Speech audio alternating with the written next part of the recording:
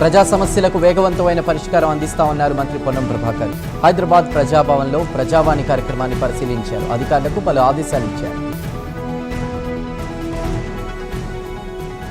గాంధీభవన్లో రేపు మంత్రులతో ముఖాముఖి నిర్వహించనున్నారు. ఈ కార్యక్రమానికి మంత్రి తుమ్మల నాగేశ్వరరావు పాల్గొనున్నారు. ఇవాళ ప్రజావాణిలో ప్రజల నుండి వినతి పత్రాలను స్వీకరించారు. ఢిల్లీలో పేపర్ లీకేజీల నిరసనపై పోలీసుల చర్యలను ఖండిస్తూ ఖమ్మం జిల్లా కొత్తగూడెంలో ఎమ్మెల్యే కూననేని సాంబశివరావు ఆధ్వర్యంలో ర్యాలీ నిర్వహించారు. జంతర్ మంతర్ వద్ద విద్యార్థులపై పోలీసుల లాఠీ చార్జ్ చేయడాన్ని ఖండిస్తూ నినాదాలు చేశారు. ఆందోళనలో మరణించిన విద్యార్థులను ఎవరైతే ఉన్నారో వారికి నివాళులర్పించారు. హైదరాబాద్ అల్లాపూర్లో ప్రభుత్వ భూమి కబ్జాపై బీఆర్ఎస్ ఎమ్మెల్యే మాధవరం కృష్ణారావు ఆరోపణలు కాంగ్రెస్ గాయత్రీనగర్ డివిజన్ అధ్యక్షుడు మస్తాన్ రెడ్డి ఖండించారు. హైకోర్టులో కేసు పెండింగ్లో ఉన్న భూమిపై విచారణ కొనసాగుతోందని తెలిపారు. మహబూబాబాద్లో అంతర్జిల్లా ద్విచక్ర వాహనాల దొంగ రామగిరి రవికుమార్ ను పోలీసులు అరెస్ట్ చేశారు. నిందితుడి నుండి దాదాపు 4,15,000 రూపాయల విలువ చేసే 10 ద్విచక్ర వాహనాలు సీజ్ చేశారు. రంగనాథ్ పై హైకోర్టు ఇచ్చినటువంటి తీర్పుపై కుత్బుల్లాపూర్ బీఆర్ఎస్ కార్యకర్తలు హర్షం వ్యక్తం చేశారు. ఈ సందర్భంగా హైకోర్టు చిత్రపటానికి పాలాభిషేకం చేశారు. కామారెడ్డిలోని ఎస్ఆర్ఎన్కే డిగ్రీ కళాశాలలో సైబర్ నేరాలపై అవగాహన సదస్సు నిర్వహించారు. నజ్రుల్లాబాద్ ఎస్ఐ రాఘవేంద్ర ఆధ్వర్యంలో ఈ కార్యక్రమాన్ని నిర్వహించారు. ప్రేమ, మోసాలు, అదేవిధంగా మైనర్ డ్రైవింగ్, మాదక ద్రవ్యాల నిర్మూలన వాటిపై అవగాహన కల్పించారు. ఎస్ఐఆర్ ప్రత్యేక ఓటర్ సవరణ కార్యక్రమం గందరగోళంగా ఉందని విమర్శించారు. ఎమ్మెల్యే తలసాని శ్రీనివాస్ యాదవ్ 6 నెలలు పొడిగించాలని డిమాండ్ చేశారు. కార్యక్రమం సక్రమంగా సాఫీగా సాగేందుకు సిబ్బందిని పెంచాలని సూచించారు.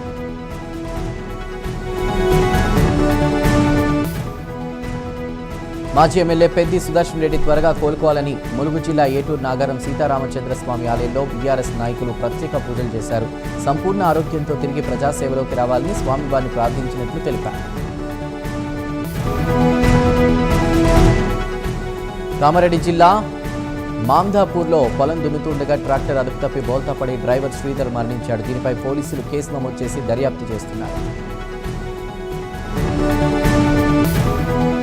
ములుగు జిల్లా ఏటూరు నాగారంలోని ఐటీడీఏ కార్యాలయాన్ని ఆదివాసీ గిరిజనులు భారీ ఎత్తున ముట్టడించారు. తరతరాలుగా తాము సాగు చేసుకుంటున్న పోడు భూములకు హక్కు పత్రాలు ఇవ్వాలని డిమాండ్ చేస్తూ ఆందోళన చేపట్టారు. శేర్లింగంపల్లి వివేకానంద నగర్ డివిజన్లో ఎస్ఐఆర్ ప్రక్రియలో అవకతవకలు జరిగాయని బీజేపీ అధ్యక్షుడు డాక్టర్ వంశీరెడ్డి ఆరోపించారు. కనీసం బీఎల్ఓలు ఇంటికి వెళ్లకుండా వార్డు కార్యాలయంలో కూర్చుని ఈ కార్యక్రమాన్ని చేస్తున్నారని అన్నారు. ఖమ్మం జిల్లా సత్తుపల్లిలో పీఎంఈజీబీ రుణాలు, ఉద్యోగ నియామకాల్లో అక్రమాలు జరిగాయని మాజీ ఎమ్మెల్యే సండ్ర వెంకట వీరయ్య ఆరోపించారు. దీనిపై విజిలెన్స్ విచారణ జరిపి బాధ్యులపై కఠిన చర్యలు తీసుకోవాలని డిమాండ్ చేశారు.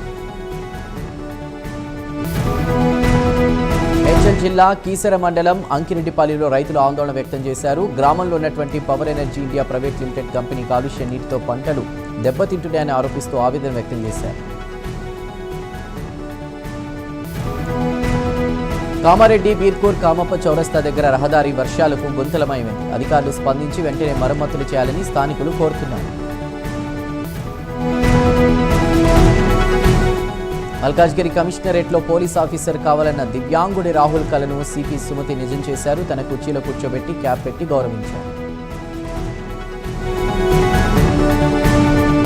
కొండగట్టు అంచెన్న గిరి ప్రదక్షిణలో కులమతాలకు అతీతంగా అందరూ పాల్గొనాలని ఎమ్మెల్యే మేడిపల్లి సత్యం పిలుపునిచ్చారు. వేములవాడ, బాసర, కొండగట్టు ఆలయాల అభివృద్ధికి చొరవ చూపుతున్న రాష్ట్ర ప్రభుత్వానికి కృతజ్ఞతలు తెలిపారు.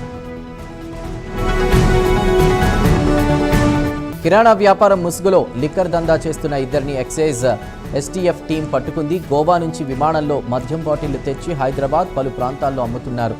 దాదాపు 2 లక్షల విలువైన 98 మద్యం బాటిళ్లు వారిని సీజ్ చేశారు.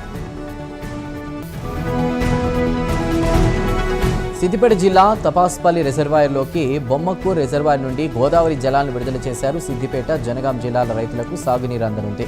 15 రోజులు పంపింగ్ చేస్తే తపాస్పల్లి రిజర్వాయర్ పూర్తిగా నిండే అవకాశం ఉందని తెలిపారు. రాజన్న సిరిసిల్ల జిల్లా వేములవాడలోని రాజరాజేశ్వర స్వామి ఆలయంలో అక్రమంగా డబ్బులు వసూలు చేస్తున్నారన్న ఆరోపణలు మరోసారి తెరపైకి వచ్చాయి. తల నీలాలు సమర్పించుకునేందుకు వచ్చిన భక్తులు టికెట్ తీసుకున్నప్పటికీ అదనంగా డబ్బులు ఇవ్వాలని డిమాండ్ చేస్తున్నారని బాధితులు ఆరోపిస్తున్నారు.